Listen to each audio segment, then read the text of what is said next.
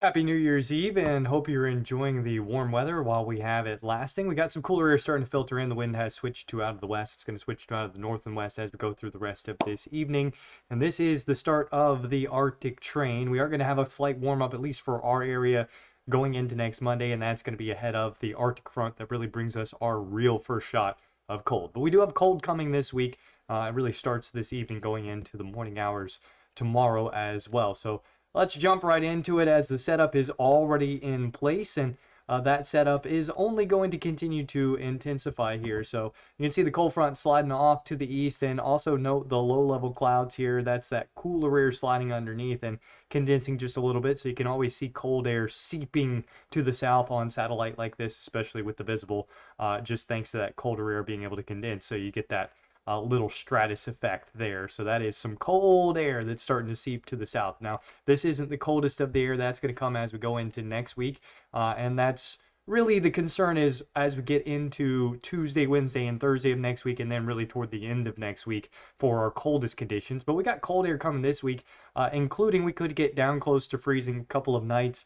Really Friday night for our coastal areas, we should see frost, but even potentially Friday night, seeing a light freeze for our inland areas, and then possibly seeing frost again Saturday night. But Sunday, we're going to warm up just slightly as we go into the evening hours. We should see even warmer conditions. Warm front comes through Sunday night, and then Arctic front on Monday. So it's going to be cold this week, but it's really not going to be that cold. You can see the big storm system setting up for Sunday and Monday. For us, we're going to be on the warm side, so no snow or ice. But if you're up into Tennessee, the Carolinas, Kentucky, Virginia, and West Virginia, those areas, you want to watch this storm closely. There's still a couple of days of windshield wipering left to go, where this will move north or move further south. I'm willing to bet with the Arctic air in place, the Euro's probably wrong, and this is likely suppressed a little further to the south. But the big question mark is just going to be where is the trough axis pulling this toward? So the low pressure system that is further up the coast here, where is it taking this low? Is it going to try to take it toward it, or is it going to keep it underneath and kind of ride for the boundary? So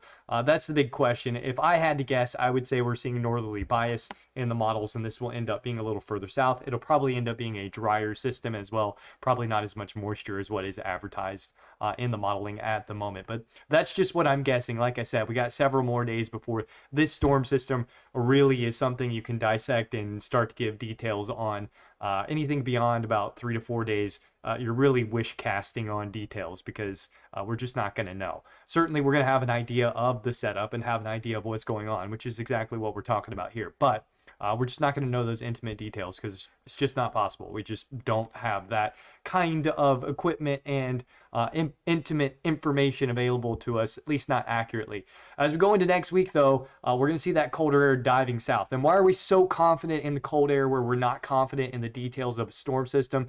Because air masses are much, much larger than storm systems. Storm systems are synoptic scale or micro scale or even smaller, which means that the finer details are harder to pick out. When we're talking about air masses, we're talking about large air masses. We can already see this setup in play and this colder air crashing down. So that's not going to change, even though the minor details of a storm track might. So the colder air is coming. The question is, how cold is it going to be and where will it be oriented? A lot of the modeling is suggesting some very cold temperatures. Not only that, is it going to be crazy cold relative to anything we've seen in the past? No, probably not.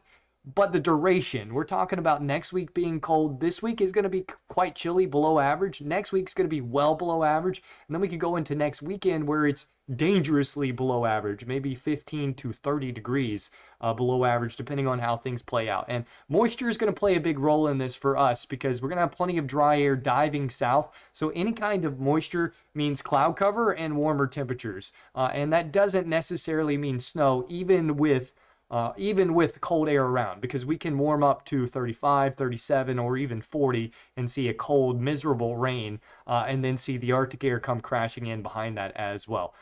So really, that's what I've got as far as the discussion goes on the potential setups and what's going on. So still a little too far out to talk about any kind of potential snow across the southeast, or into our area. We're way too far out on that. So all of these ensemble percentages that you're seeing that people are throwing out there over the 384 hours, is it going to snow in Florida?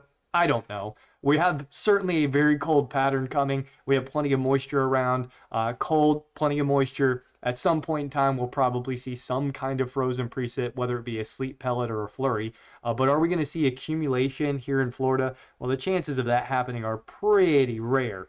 So at this moment in time, even with the pattern and the moisture around, I can't tell you if it's going to snow here. However, if you go further off to the north, I think that and over the next 3 weeks, it will be likely that it will snow some places in Alabama, Georgia, South Carolina, North Carolina, Tennessee, and Mississippi. Maybe just the northern halves, but I think with this pattern, it is likely over the next 3 weeks, some of those locations pick up snow and ice. Does it happen in the deep south? Probably not. So don't get your hopes up about it because it's just so historically rare. But this is the pattern if you want that to happen. So you can see our forecast here in the Panhandle for temperatures this week, and really not that bad as we go throughout this week for the coastal areas. Inland areas, slightly colder. I would say even cold just based on our average. 64 and 41 is where we should be. So we're going to be about 5 to 7. Possibly 8 or 9 degrees below average as we go throughout the next 5 days. So that is cold relative to the norm, but it's not what we've got next week. You look at Tuesday and you can see what I'm concerned about. 45 over 27. We'll probably see 50 over 30 going for next Wednesday. And then next Thursday, probably seeing 40s over 20s again. And then Friday, we've got the question mark on cloud cover, precip, cold air, more Arctic air crashing down as we go into next weekend. So lots of questions and lots of things to be dissected, but a long duration cold period starts tonight and will continue with only a very brief warm-up really for Sunday and Monday all the way through next weekend. So that's it for now, but just want to give everybody an update on what was going on, my thought process on what we have here as far as our setup and potential for cold as we go forward. So if you're out there watching, you haven't prepped your home, you haven't begun to do so, you got plenty of time this week to take care of those things. We're just expecting light freezes. Next week is where you want to be concerned about the hard freezes working through our area. And that's when we really could see big issues. Now, cloud cover, like I said, it's going to play a big role. If we get cloud cover around quite frequently, then we'll end up being warmer, at least in the overnight lows, not avoiding those crazy hard freezes. But the daytime highs are just going to be cold. It'll be in the 40s, low 50s at best. So we are talking about a cold pattern regardless of how cold it gets. But that's still left to be dissected. Like I said, details, and we get those finer details as we get closer in.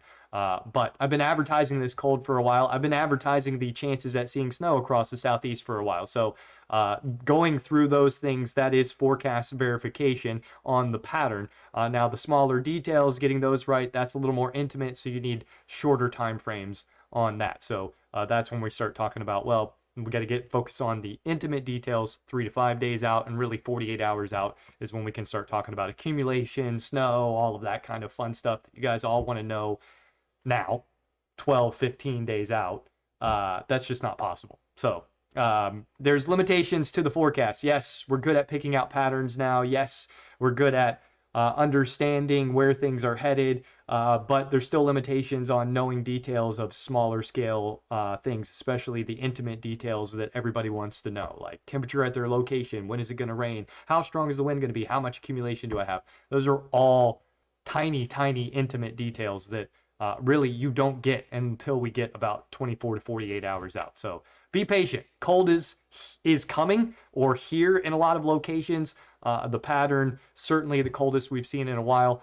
Certainly prepare for the cold as well. It's going to stay that way as we go really for a good while here in January. So next update probably comes, I don't know, maybe Thursday or Friday. And then we'll update on the cold again. I don't know. We'll see. We'll see how I feel about it. So just keep checking in, and I'm sure I'll post an update at some point in time.